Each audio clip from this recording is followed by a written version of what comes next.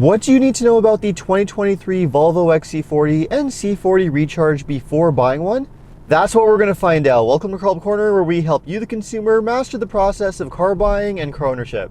For 2023, Volvo has given its popular XC40 crossover SUV a few updates. So we're going to take an in-depth look at it, along with its platform cousin, the C40 Recharge, to see whether they're worth buying and see how they compare against their rivals. So to find out everything there is to know about the Volvo XC40 and C40 Recharge in terms of their design, performance, reliability, and value for money, make sure to stick around until the end of this video. And if you enjoy and get value out of this video, make sure to subscribe to my channel. I post 2 videos a week, always straight to the point, valuable car buying advice designed to help you, the consumer. Now first off, for those who don't know, the XC40 and C40 are essentially the same vehicle with a slightly different look. The XC40 has been around since 2019 and has a traditional crossover look and comes with both gas and electric drivetrains. The C40, however, was introduced for 2022 and only comes with an electric drivetrain. It's basically still the same XC40, but with a sportier look thanks to that coupe-like profile. So as mentioned, Volvo has given the XC40 a few updates for 2023. The updates include a refreshed front-end design with brand new sharper-looking LED headlights borrowed from the C40, along with an updated interior with a new Google Android-based user interface for the touchscreen infotainment system, which is now used across the Volvo lineup.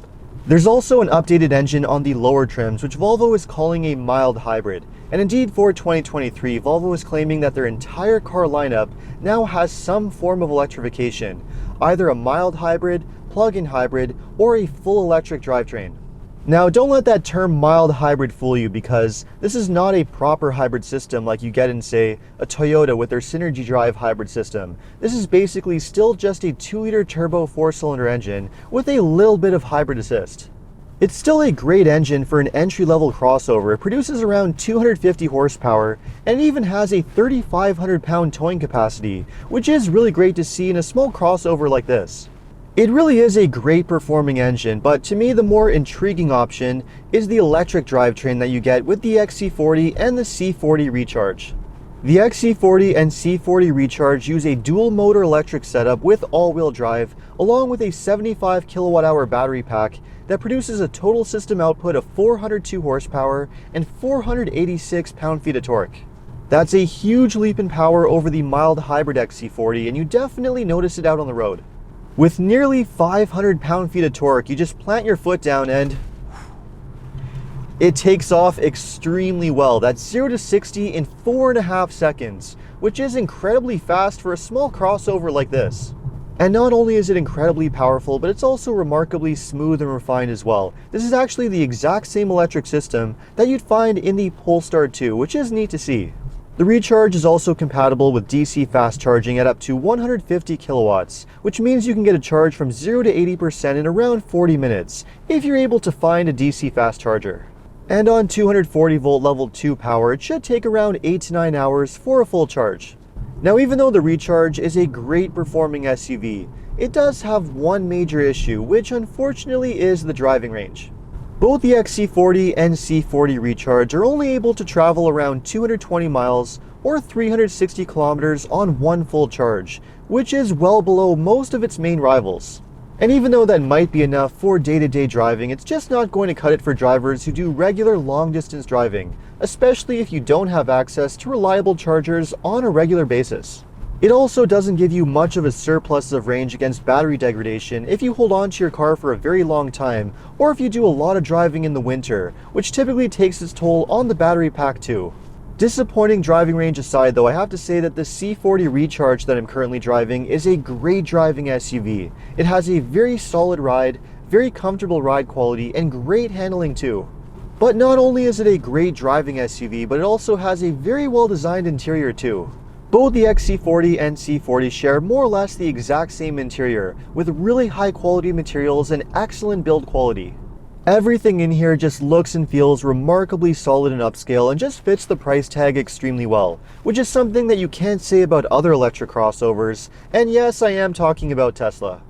But not only does it look and feel like high quality, but it also comes with great technology too.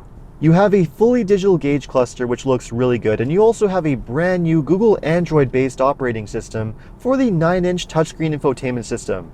The fact that you get a Google designed infotainment system is a really good thing because it has excellent looking graphics, it's very fast and responsive, and you even have built-in Google apps including Google Maps and Spotify, which is a really good thing. And of course, being a Volvo, you get plenty of great active safety features as standard too, which is great to see. But although all the active safety features in the Volvo do work extremely well, the one feature I'm not so crazy about is the backup camera system, which unfortunately only uses half the touchscreen, making it a little bit small, and you have to switch back and forth between the rear view and surround view mode. You can't have them both on the screen at the same time, which is quite unusual. Backup camera aside though, this is a very well designed interior with plenty of storage space and lots of cargo space too. If you are thinking of buying the Recharge version, however, there are some differences between the XC40 and the C40 which are very important to note. First off, because of that sloping rear roof design, you do have a little bit less cargo space and the rear visibility is not as good either. It's also a little bit more difficult to get in the back seat of the C40, which doesn't have as much space. So no question, the XC40 is the far more sensible choice if you're looking for better interior space, cargo space, and better outward visibility too. But there are a few other minor differences that make me lean more towards the XC40, like the fact that it has a normal panoramic sunroof with a sunshade, as opposed to the C40 which has a fixed glass roof with no sunshade at all. And that brings us to the pricing. The C40 basically only comes one way with a price tag of around 60,000 US or around 75,000 Canadian.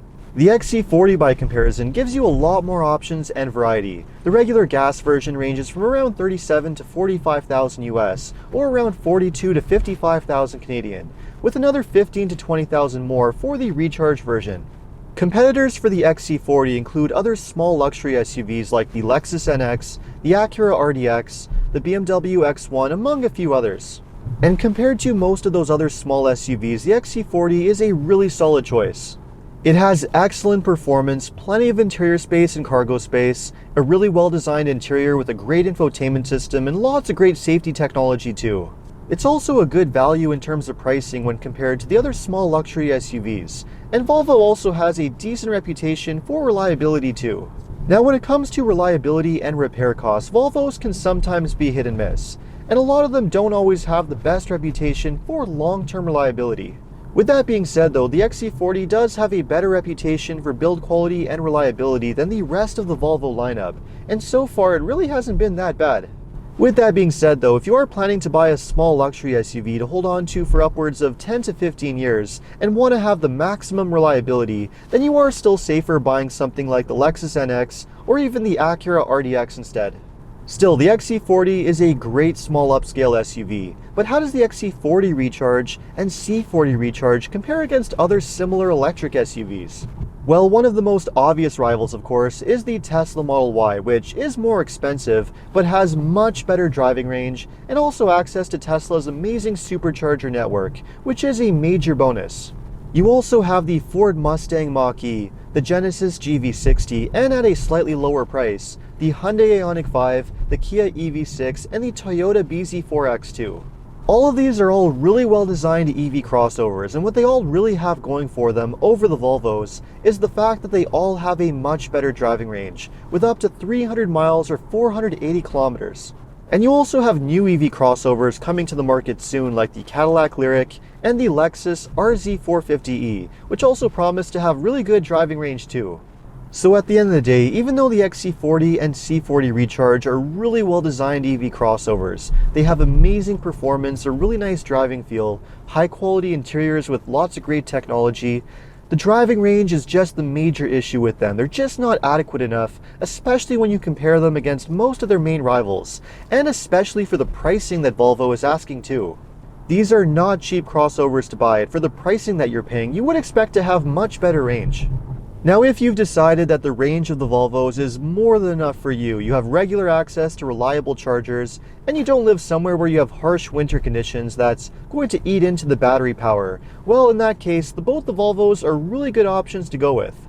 But I think for the majority of the consumers, you are going to be getting better value with one of the other EVs on the market, one that gives you a much better range with similar features and performance for a much more reasonable price too. So let me know what you think of the 2023 Volvo XC40 and C40 Recharge. Would you consider buying one of them over their competitors? Let me know in the comments, and if you enjoyed this video, make sure to like and subscribe. You can also take a look at some of my other videos by clicking these links over here. Make sure to follow me on TikTok and Instagram, and if you need any additional car buying advice, recommendations, or help with getting a great deal on your next new car purchase, make sure to check out carhelpcanada.com. Thanks so much for watching, and see you next time.